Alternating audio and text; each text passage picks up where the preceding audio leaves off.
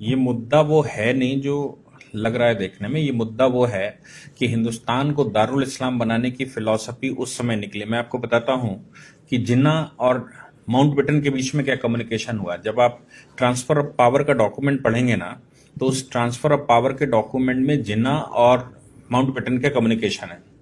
जिन्ना कह रहा है कि हिंदुस्तान मुसलमानों से तुमने अंग्रेजों ने लिया था और मुसलमानों को वापस क्यों नहीं करोगे, मुसलमानों से वापस लिया था, मुसलमानों को वापस क्यों नहीं करोगे। ये जिन्ना की पॉलिसी है। इसलिए हमको यहाँ का राष्ट्राध्यक्ष घोषित किया जाए। लेकिन उस समय ये संभव नहीं था क्योंकि आंदोलन में तो कांग्रेस पार्टिसिपेट कर रही थी, कांग्रेस उसमें मेल रोल पे थी और कांग्रेस लीडरशिप ही अंग्रेज से लड़ रही थी। पूरी उस समय की कांग्रेस लीडरशिप मतलब देश की लीडरशिप। कांग्रेस आज की कांग्रेस से उसको कंपेयर मत करिएगा। तो कांग्रेस मतलब आंदोलन में। तो अब जिन्ना को कैसे सत्ता ट्रांसफर हो जाएगी, वो कांग्रेस भारी है। तो जिन्ना ने एक प्रस्ताव दिया कि हमको एक छोटी सी जगह हिंदुस्तान के अंदर दे दो जहां से मैं दारुल इस्लाम बना लूंगा। उस पॉलिसी के तहत हिंदुस्तान में इसका बंटवारा हुआ, पाकिस्तान दिया। पाकिस्तान ने कंसिस्टेंटली अपनी पॉलिसी जो शुरू की वो डे वन से यही थी कि हिंदुस्तान को कैसे दारुल इस्लाम बनाना। और इसी पॉलिसी के तहत नेहरू उनके चक्कर में आ गए और नेहरू और लियाकत अली समझौता हो गया। उस समझौते में हिंदुस्तान में मुसलमान रोक दिए गए और पाकिस्तान में हिंदू रोक दिए गए। उनको मालूम था हिंदुओं को तो हम वैसे ही निपटा लेंगे, लेकिन यहां जो मुसलमान हम रोक देंगे, ये मुसलमान किसी न किसी दिन हमारा सहयोग ही करेगा। ये उनको उस समय मालूम था। उस पॉलिसी के तहत 1947 में कश्मीर पर उन्होंने अनायासी हमला कर दिया। 1962 में चाइना से हमारा वॉर हुआ, हम थके बड़े बैठे हुए थे। 1965 में बिना किसी कारण के, नेहरू के मरने के बाद जब शास्त्री जी सत्ता में बैठे, तो शास्त्री जी के खिलाफ अपने आप उन्होंने युद्ध कर दिया बिना किसी कारण के। क्योंकि उनको एक कंसिस्टेंट पॉलिसी है कि हिंदुस्तान पर कब्जा कैसे करना, इसको दारुल इस्लाम कैसे बनाना। अब इस दारुल इस्लाम बनाने की पॉलिसी में ही उन्होंने वो कारगिल का षड्यंत्र रचा। उसके बाद फिर उन्होंने इनडायरेक्ट टेररिज्म भेजा और टेररिज्म भारत में फैलाया। फिर वहां से उन्होंने बाया दुबई रूट, बाया और तमाम तरह के रूटों से हिंदुस्तान में मुस्लिम पॉपुलेशन कैसे बढ़ाई जाए इसकी व्यवस्था, और हिंदुस्तान के मुसलमान को कैसे बरगलाया जाए और इस्लाम के नाम पर हिंदुस्तान में कैसे डिस्टर्बेंस किया जाए, इसके लिए उन्होंने भरसक वहां से प्रयास करना शुरू किया। हिंदुस्तान में पॉपुलेशन कैसे बढ़े, इसके लिए वहां से इस्लामिक स्कॉलर्स भेजे जिन्होंने भारत में आकर कहा ये तो अल्लाह की देन है और पॉपुलेशन तो अल्लाह देते हैं, ये वही दे रहे हैं, वही खिलाएंगे, ये सब दुनिया भर की बात थी। इस पॉलिसी को भारत में फल फूल में 70 वर्ष लगे और खूब फल फूल गया। समस्या यह आई कि 2014 में जो सरकार बैठी, उस सरकार ने इस पॉलिसी को कंट्रोल करने के लिए कुछ काम करना शुरू किया। लोग कहते हैं कि आपने ये 370 2019 के बाद क्यों हटाया, आपने ट्रिपल तलाक 2019 के बाद क्यों हटाया, आपने, ये दुनिया भर की बातें। सोच कर देखिए कि सरकार उस समय कैसे बैकग्राउंड बना रही थी, कैसे वो ग्राउंड बना रही थी और उसने क्या क्या किया। आप सोचिए कि जो नोटबंदी हुई, उस नोटबंदी में सबसे ज्यादा आहत कौन हुआ?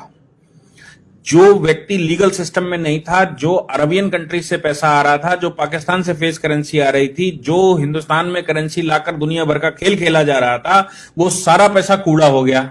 और कूड़े का मतलब ये हो गया कि वो लोग जो पाकिस्तान सपोर्टेड थे, बिना किसी रिटर्न भरे, बिना किसी लीगल सिस्टम में आए पैसा लगा रहे थे, उनका पैसा सब रद्दी हो गया। आज अगर वो पैसा होता सीएए के विरोध के दौरान, तो आप सोच सकते हैं कि हिंदुस्तान का क्या हाल होता। आज तो हिंदुस्तान में केवल पत्थर बचा है फ्री का, वो पत्थर चल रहा है। लेकिन अगर पैसा होता तो क्या होता?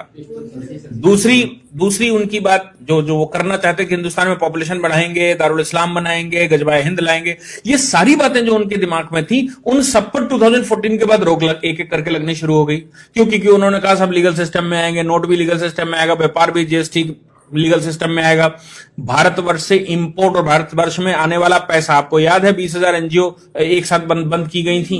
फिर उसके बाद लगातार भारत में जितनी एनजीओ इस तरह के काम करती थी, सब पर बैन लगा दिया ताकि विदेशी पैसा ना आए। तो ये पॉलिसी 1947 से जो अडॉप्ट की गई, वो पॉलिसी भारत में फल फूल रही थी। 2014 की सरकार के बाद उसने इन पर सब पर धीरे धीरे एक एक करके बैन लगाना शुरू कर दिया और नतीजा ये निकला कि अब जो दारुल इस्लाम दिमाग में चढ़ा था ना कि इसको दारुल इस्लाम बनाना है, वो तो अब इंप्लीमेंट ही नहीं हो सकता। क्यों? क्योंकि फाइनल स्टेज पर उन्होंने ये और कह दिया कि हम हिंदुस्तान में एनपीआर एक पॉपुलेशन रजिस्टर बनाएंगे, सबका डेटा मेंटेन करेंगे।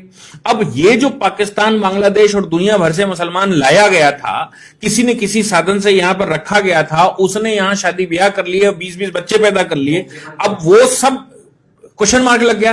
तो जो भी सरकार ने किया उसके लिए उसने बैकग्राउंड तैयार किया, पहले 5 साल, और 5 साल के बैकग्राउंड के बाद 2019 में उसने काम करना शुरू किया। तो अब जो भी रिप्रिकेशन हो रहा है, जो भी हिंदुस्तान के अंदर विरोध हो रहा है, उसका मेन कारण है कि आज अगर सरकार पीछे न हटी तो हमारे जो दारुल इस्लाम दिमाग में बैठा हुआ है उसकी पॉलिसी एक एक करके सब फेल हो जाएगी। और अब दारुल इस्लाम बनाने की जो फिलॉसफी है वो इंप्लीमेंट नहीं हो सकती, किसी भी हालत में नहीं हो सकती, क्योंकि जैसे ही आप पॉपुलेशन रजिस्टर बनाएंगे, जैसे सीए के तहत लोगों को लीगल कर देंगे, जैसे ही आप अनऑथराइज कॉलोनी को ऑथराइज कर देंगे, हर कॉलोनी का एक सर्टिफिकेट बना देंगे, हर व्यक्ति का एक आईडी बना देंगे, तो फिर भविष्य में जो भारत को आप इस्लामिक कंट्री बनाना चाहते थे वो इस्लामिक कंट्री भारत अब कैसे बनेगा?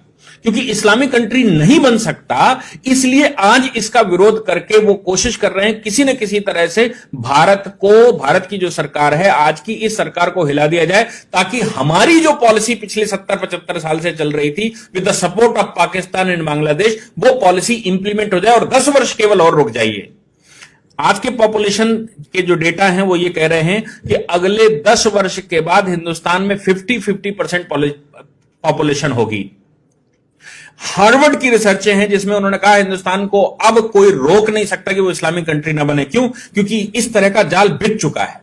और जिस समय इस्लामिक कंट्री भारत में 50% से ऊपर आबादी मुसलमान हुई, उस समय सारे देश, जो 56 देश मुसलमानों के, जो वहां पर हुआ वही हाल यहां पर भी हो सकता है। इसलिए आज की सरकार अगर उस पर सब पर कंट्रोल लगा रही है, जैसे वो कह रहे हैं कि हम पॉपुलेशन रजिस्टर बनाएंगे, वो कह रहे हैं पॉपुलेशन पर हम बैन लगाएंगे, वो कहते हैं यूनिफॉर्म सिविल कोड लाएंगे, उन्होंने कंटक काटने शुरू कर दिए। 370 एक सेफ मोड था भारतवर्ष में टेररिज्म फैलाने का, 370 हटा दी। भारत में ट्रिपल तलाक के माध्यम से, और भारत में जो निकाह है वो हिंदुओं को निकाह करके लफ्जियात करके हिंदुओं को लाओ, फिर तलाक दे दो और उनको छोड़ दो, फिर दूसरी जो जिनकी शादियां नहीं होती उनसे शादियां करवा दो, उनसे बच्चे पैदा करो, बाद में महिला मरी जाएगी, बच्चे इस्लामिक हो जाएंगे। ये सारी पॉलिसी पर धीरे धीरे करके वो बैन लगता जा रहा। अब आप ट्रिपल तलाक नहीं दे सकते, अब मन भर गया या लड़की ने विरोध कर दिया, मुकदमा लिखवा देगी, तो अब हम चौथी शादी कैसे करेंगे और आगे का शादी का प्रोग्राम कैसे चलेगा, और लड़कियां बरगला कर कैसे लेकर आएंगे, कैसे उनको इस्लामिक बनाएंगे, कैसे उनसे बच्चे पैदा करेंगे, वो सब पर बैन लग रहा है। जो प्रॉपर्टियां हाईवेज पर खरीद कर रखी हैं, जो प्रॉपर्टियां दुनिया भर की खरीद कर रखी हैं, उन प्रॉपर्टियों में भविष्य में लिस्टिंग हो रही है, क्योंकि सब आधार से जुड़ जाएगा। तो आपको यह बताना पड़ेगा आप प्रॉपर्टी कहां से लाए, आप तो पंचर की दुकान खोले हुए थे, आपके पास ये 5 बीघे का हाईवे के किनारे कैसे आ गया? ये पॉलिसी, इसी को ध्यान में रखते हुए वो असम का जो वो कह रहा था ना शरुल इमाम, कि असम की नेक हमने पूरी घर कवर कर रखी है, दोनों तरफ हम लोग हैं और वहां से फौज आएगी तो हम उनको जाने नहीं देंगे। इस पॉलिसी के तहत ही हिंदुस्तान के सारे हाईवेज पर मोस्टली 70% मुसलमानों ने परचेज करके रखा है with the support of the Pakistan और by the route of Arabian countries. और अब उन पर क्वेश्चन मार्क लगने वाला है। तो आप जो 70 साल से बनाए बैठे थे कि हमें इसको मुस्लिम शासन लाना है, हमें यहां इस्लामिक शासन लाना है, वो धीरे धीरे करके मिथक टूटेगा तो विरोध होना स्वाभाविक है। इसलिए आज की सरकार का विरोध इस बात का नहीं, क्योंकि सीएए में तो कुछ ऐसा है ही नहीं ना जो विरोध करने लायक हो। विरोध सिर्फ इस बात का है कि आप जो करने वाले हैं, भविष्य में जो कर सकते हैं, उसका जो आपने प्लेटफॉर्म बनाकर रखा है, उस प्लेटफॉर्म को ही हम चरमरा देंगे। और जिस दिन वो प्लेटफॉर्म गिर जाएगा उस दिन हिंदुस्तान को दारुल इस्लाम बनाने से कोई रोक नहीं पाएगा। बाकी पॉपुलेशन थोड़ी सी बचेगी, जैसे पाकिस्तान में 23% बचे थे, कहीं 27% बचे थे, बाकी वो सब खत्म हो गए ना धीरे धीरे करके। हिंदुस्तान में भी 50% से ऊपर पॉपुलेशन होगी तो धीरे धीरे वो मार देंगे। जैसे कश्मीर में उन्होंने 1989 में किया था कि कश्मीरी पंडितों को पहले समझ नहीं आया, लेकिन जिस समय उनकी पॉपुलेशन बढ़ गई उसने मारपीट के बराबर कर दिया और कश्मीर घाटी खाली करवा दी। हिंदुस्तान भी ऐसी ही पॉलिसी के तहत करने की तैयारी है। बंगाल आप आज का देख लीजिए, बंगाल में प्लेटफॉर्म पर लोग बैठे हुए हैं, ट्रेनें नहीं चलने दे रहे। असम की हालत कुछ जगहों की देख लीजिए, जम्मू कश्मीर हम पहले से देख चुके हैं, केरला की हालत देख लीजिए, दिल्ली की हालत देख लीजिए कि दिल्ली में कोई काम नहीं होने दे रहे, पुलिस की गाड़ियां नहीं निकलने दे रहे, सामान्य आदमी का जन सैलाब नहीं निकलने दे रहे, असामान्य गतिविधियां नहीं होने दे रहे। ये पॉलिसी के तहत हो रहा था। इसको बस इतना हो गया कि सरकार देर से आई, लेकिन सरकार ने पहले बेस बनाकर इस तिलिस्म को तोड़ना शुरू किया। अब तोड़ना शुरू किया तो आगे भविष्य का भारत कैसा होगा ये दिख रहा है। और अगर भविष्य का भारत आज न बना इस सरकार के द्वारा तो हिंदुस्तान समाप्त हो चुका है। जिन्ना की पॉलिसी जिसके तहत उसने पाकिस्तान लिया था और जो उसने कहा था कि एक छोटे से कुनबे को कोने को लेकर हम हिंदुस्तान को पाकिस्तान बना लेंगे, हिंदुस्तान पर शासन ले आएंगे, वो हो चरितार्थ होता दिखाई दे रहा है। अगर आज सरकार को सपोर्ट ना हुआ और आज सरकार ने काम किया, आज अगर रिटेलिएशन ना हुआ, चाहे उसके लिए सरकार को गोलियां चलानी पड़े, चाहे सरकार को कोई एक्टिविटी करनी पड़े, कोई स्टेज आनी पड़े, सीरिया में जैसे आज हो रहा है, करना पड़ा ना, बाद में बम फोड़ने पड़ते हैं ना, बाद में मिसाइलें चलानी पड़ती है ना, तो क्यों नहीं आज चलाते? आज चलाकर आप वो सिचुएशन रोक सकते हैं और आपके पास कोई और दूसरा रास्ता बचेगा नहीं, और अभी नहीं बचा है। आपके पास भविष्य में कोई रास्ता बच नहीं सकता जब तक आप फौजें नहीं लगाएंगे। कश्मीर को आपने कंट्रोल किया क्योंकि वहां पर आपने पैरामिलिट्री फोर्सेस, मिलिट्री फोर्सेस भेजकर आपने अनडाउटेड गोली, बिना किसी भेदभाव के गोली चलाने का आदेश दे दिया है कि अगर कोई भी गड़बड़ करे उसको सीधी गोली मारो, उससे पूछने की जरूरत नहीं। वो अगर आपने आज हिंदुस्तान में ना किया तो हिंदुस्तान 2040 में समाप्त हो चुका है। वर्ल्ड के किसी भी फोरम की रिपोर्ट उठाकर देख लीजिए, सब यही कह रही है।